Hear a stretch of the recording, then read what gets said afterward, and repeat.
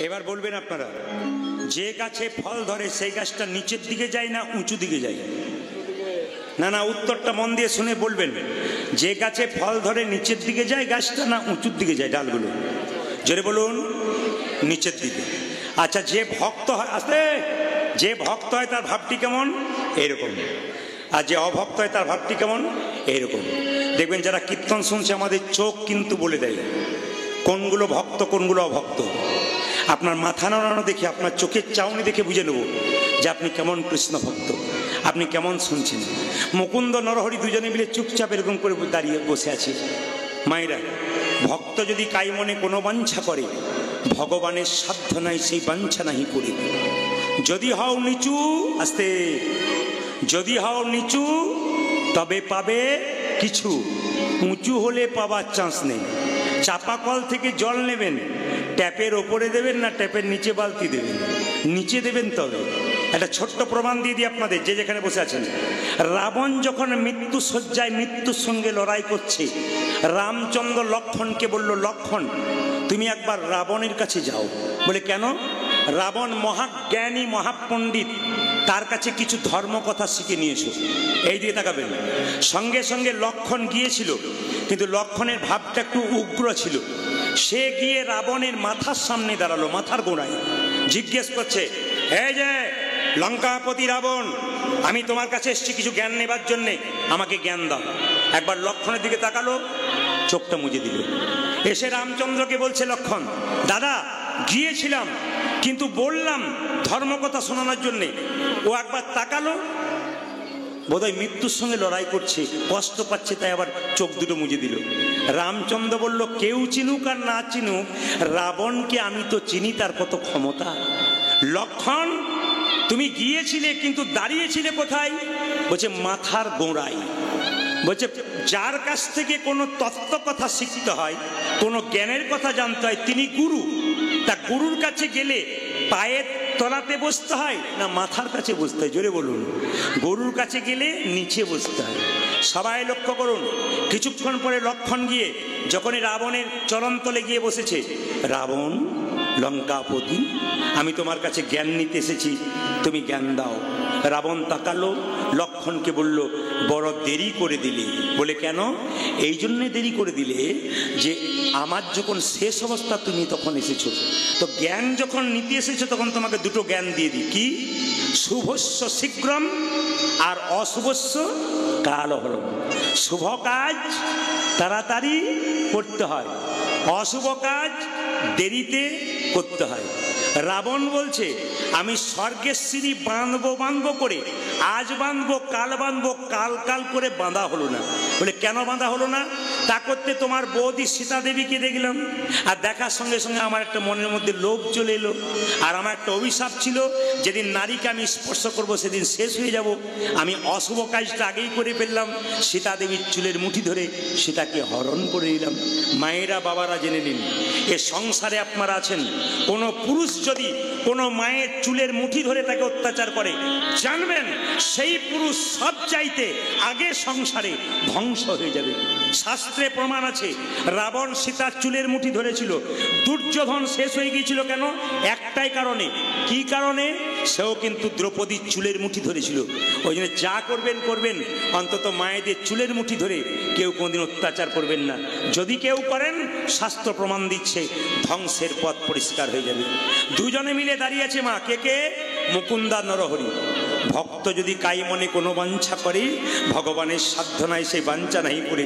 একজন আমাকে বললেন, কীর্তন করবেন কিন্তু পালা করবেন, অপরাধ নেবেন না। পালা তো আমি জানি না। প্রশ্ন করবেন, পালা জানেন না? তাহলে কি জানেন? কীর্তনের পালা হয় না, নাটক, কীর্তনের পালা হয় না, নাটকের হয়, যাত্রার হয়। যারা জ্ঞানীজন তারা জানে পালা বলে না। কি হয় মা? লীলা হয়। আমাদের জীবনে পালা হয়, আপনারা সবাই জানেন দুটো, একটি আসার আর একটি, জোরে বলুন, যাওয়া। আচ্ছা, এবার ঠান্ডা মাথায় উত্তর দিন দেখি, যারা যারা কীর্তন শুনতে এসছেন তাদের কোন পালা শেষ হলো, আসারটা না যাওয়ারটা? জোরে বলুন। যাওয়ারটা শেষ হলো? মানে কোনটা শেষ হয়েছে, আসারটা না যাওয়ারটা? আসারটা। বাকি আছে কোনটা?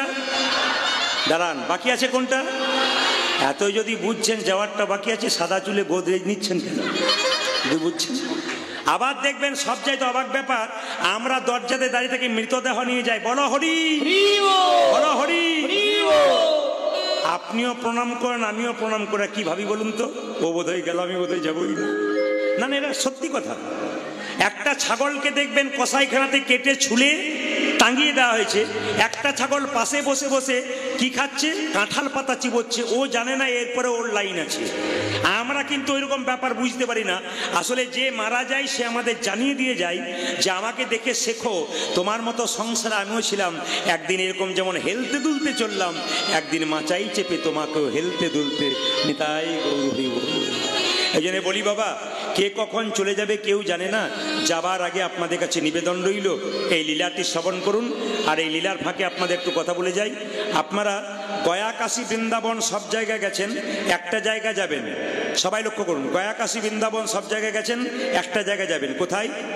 শ্রীখণ্ডের গোপীনাথ। শ্রীখণ্ডে যদি আপনারা যান, গোপীনাথ মন্দির দেখতে পাবেন। আপনি নবদ্বীপ থেকে কাছে হবে, শ্রীখণ্ডে গোপীনাথের মন্দিরে দেখবেন অর্ধেকটা পাথরের নাড়ু আছে। সব জায়গাতে দেখবেন আসল নাড়ু থাকে, কিন্তু শ্রীখণ্ডে গিয়ে দেখবেন অর্ধেকটা পাথরের নাড়ু। আচ্ছা বলুন তো বাবা, এই পাথর নাড়ুটা পাথরের হলো কেন, এবং এই নাড়ুটা অর্ধেকটা হয়ে গেল কেন পাথরের? এরই তত্ত্ব আপনাদের বোঝাবো। লীলাটির নাম কি? না, লীলাটির নাম হচ্ছে শ্রীখণ্ডের গোপীনাথ। লীলাটির নাম হচ্ছে কি? আবার ভক্ত রঘুনন্দন। এই রঘুনন্দন 5 বছর বয়সে গোপীনাথকে নাড়ু খাইয়েছিল। এই নাড়ু প্রসাদ কীর্তনের শেষে আপনারা নিয়ে যাবেন, যে যেখানে বসে আছেন, এই নাড়ু প্রসাদ কীর্তনের শেষে আপনারা নিয়ে যাবেন, কাপড়ে কোণে বেঁধে নিয়ে যাবেন, বাবারা পকেটে নিয়ে যাবেন। এই নাড়ুটা নিয়ে গেলে লাভ কি আছে? এই নাড়ুটা একটা মাহাত্ম্য আছে। কি মাহাত্ম্য আছে? আপনার বাড়ির বাচ্চা খুব চঞ্চল, পড়াশুনো করে না, খুব চঞ্চল। আপনি বৃহস্পতিবার দিন, রঘুনন্দনের জন্ম হয়েছিল, বৃহস্পতিবার দিন একটা তুলসী পত্র আর একটুখানি বাতাসা তুলসী মঞ্চে বসিয়ে বাচ্চাকে স্নান করিয়ে জয় গোপীনাথ বলে মুখে দেবেন প্রতি বৃহস্পতিবার। 1 বছর দিন দেখবেন আপনার বাচ্চা কৃষ্ণ ভক্ত হয়ে যাবে, শান্ত হয়ে যাবে, চঞ্চলতা দূর হবে। একবার প্রমাণ দেখবেন শুধু করে। প্রশ্ন করবেন, এই একটি বাতাসাতে 1 বছর চলবে কি করে? মায়েরা, আপনি বাড়িতে হরির লুট দিয়ে দেবেন বৃহস্পতিবার 1 কেজি 2 কেজি বাতাসা, পাড়ার ছেলেদেরকে খাওয়াবেন। তারপর কি করবেন? ওই বাতাসা কিছুটা কৌটোতে রাখবেন, একটুখানি বাতাসা আমি দেখিয়ে দিচ্ছি, এইটুকু বাতাসা তুলসী পত্র দিয়ে জয় গোপীনাথ বলে বাচ্চাকে বৃহস্পতিবার দিন 12টার আগে, 12টা যেন না পেরিয়ে যায়, তার আগে আপনি দেবেন। আপনি শ্রীখণ্ডের মাহাত্ম্য পড়বেন, দেখবেন পরিষ্কার করে লেখা আছে, এই লীলাটি শ্রবণ করে ভক্তি ভরে কোনো মা যদি প্রসাদ বাচ্চাকে খাওয়াতে পারে, তার বাচ্চা কৃষ্ণ ভক্ত হয়ে যায়। এতজন মা কীর্তন শুনতে এসছেন, ওখানে গিয়ে খাবেন না, প্রসাদটা নেবেন। মা ছেলের জন্য কত কি করতে পারে। শুধু এই প্রসাদের এটা লাভ না, একটা লাভ আছে। অনেকের বাড়িতে অশান্তি হয় দেখবেন, যদি আপনি বাতাসাটা নিয়ে গিয়ে তুলসী মঞ্চে গিয়ে নিচে গুঁড়ি করে ভেঙে দিতে পারেন গাছের নিচে, প্রতিদিন 1 ঘটি করে জল দিতে পারেন বাড়ির প্রত্যেকে, দেখবেন বাড়িতে শান্তি শৃঙ্খলা আস্তে আস্তে ফিরে আসবে। 3 নম্বর, বাড়িতে কোনো অসুস্থ ব্যক্তি বহুদিন ধরে কষ্ট পাচ্ছে, চিকিৎসা হচ্ছে কিন্তু রোগ ভালো হচ্ছে না, আপনি প্রমাণ দেখবেন। এই প্রসাদটা নিয়ে গিয়ে জয় গোপীনাথ বলে বৃহস্পতিবার আপনি খাওয়াবেন, দেখবেন আপনার 1 বছর পরে ওই মানুষটি অনেকটা কষ্ট থেকে রেহাই পেয়ে যাবে। এই প্রসাদের বিরাট মাহাত্ম্য আছে। যিনি কীর্তন করাচ্ছেন তিনি অনেক বাতাসা দিয়েছেন। আপনারা কীর্তনের শেষে সবাই গোটা গোটা প্রসাদ পাবেন। যদি কেউ 2টো পান, পাশে একজনকে দিয়ে দেবেন। এই বাতাসাটা আপনি 1 কেজি বাতাসা হরির লুট দিয়ে মিশিয়ে দেবেন, প্রতিদিন বাচ্চাকে খাওয়াবেন। যেটা বলুন, রাধা রানী কি, শ্যাম সুন্দর কি। আসলে এই যে আমি রঘুনন্দন লীলাটি গাইব, এই রঘুনন্দনটা পূর্বজন্মে কে ছিল? কামদেব মদন। মায়েরা, কামদেব মদন তার 5টা বান সবাইকে মারতে মারতে একবার কৃষ্ণকে মারল। কৃষ্ণ বলল, কামদেব, আমার দেওয়া বান তুই আমাকে মারলি, তোর পিতা ব্রহ্মাকে জিজ্ঞেস কর এ বান আমি কাকে দিয়েছি। আমার বান তুই আমাকে মারলি, তোকে আমি অভিশাপ দিলাম, তোর মর্তকুলে জন্ম হোক। কামদেব মদন কেঁদে কেঁদে বলল, প্রভু, অভিশাপ যদি দিলে আমার মর্তকুলে জন্ম হোক, আশীর্বাদ দাও যেন তোমার চরণ সেবা করতে পারি। কামদেব মদনকে ভগবান বলল, কামদেব তুই তো চালাক রে, তুই যদি মর্তকুলে মানুষ হয়ে যাস তাহলে আমাকে ভগবান রূপে যেতে হবে।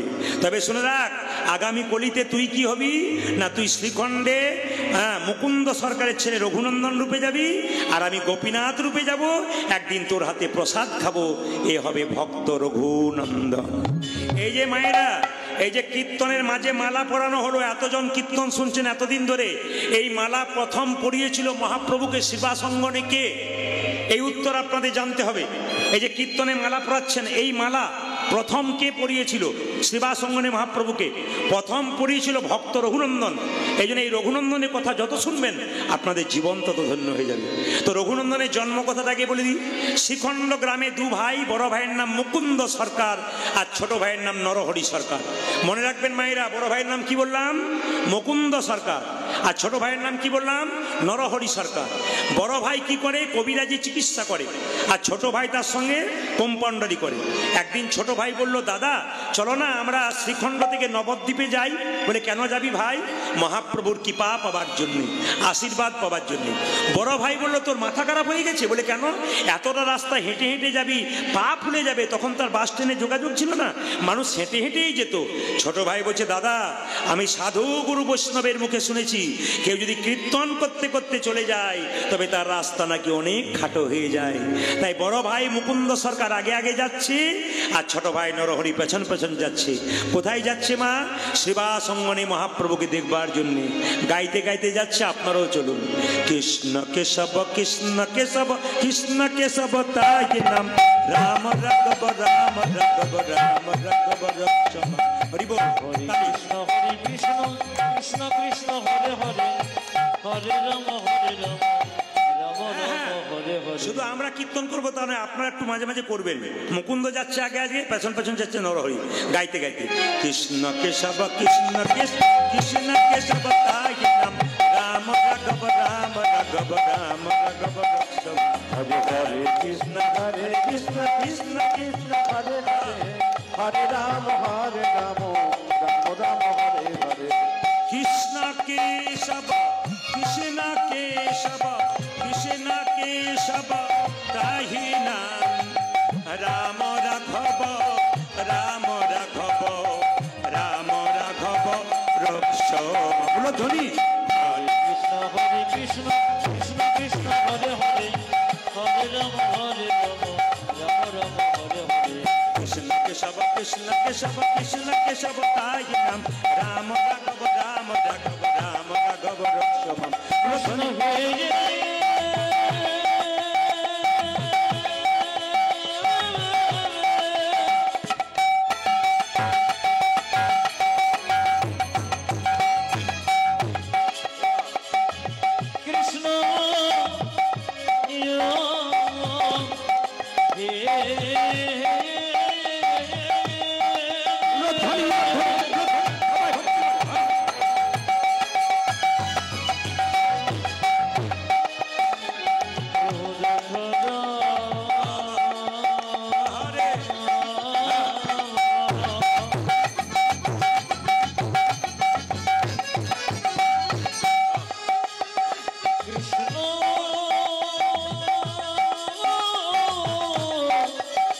কৃষ্ণ মহাপ্রভু শিবাসকে ডেকে বলল, শিবাস দু ভাই এসেছে আমার কৃপা পাবার জন্যে, আমাকে দেখবার জন্য, চল একবার দেখা দিয়ে আসি। সুরধ্বনি তীর দিয়ে মহাপ্রভু কীর্তন করতে করতে চলে যাচ্ছেন, আর মুকুন্দা নরহরি চুপচাপ দর্শন করছেন মহাপ্রভুকে। কিভাবে যাচ্ছেন দেখুন। সুরধ্বনি তীরে তের মহাবিলসয়ে, সমবয় বালক সঙ্গে,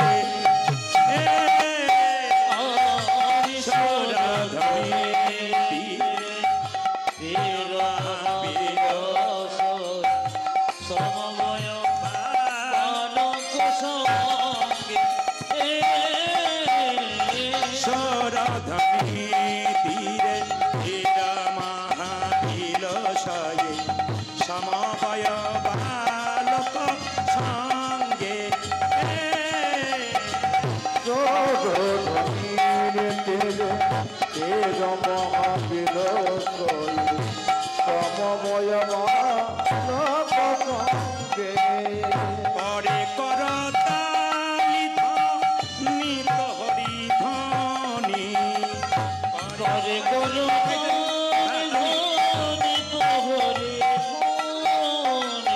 পরে করতালি ধ্বনি হরি ধ্বনি,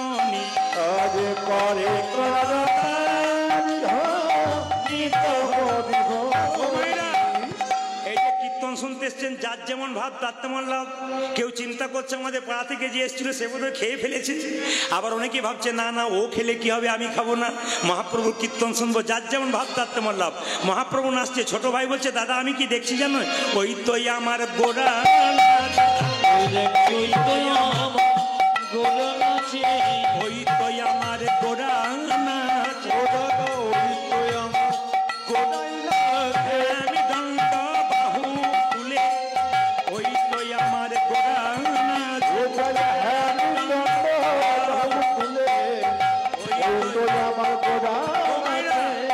ছোট ভাই বলছে আমি দেখছি গোড়া নাচছে, বড় ভাই বলছে না না আমি দেখছি আরেকজন নাচছে। অন্তর্তত্ত্ব দেখুন, ওই তো গোড়াই না,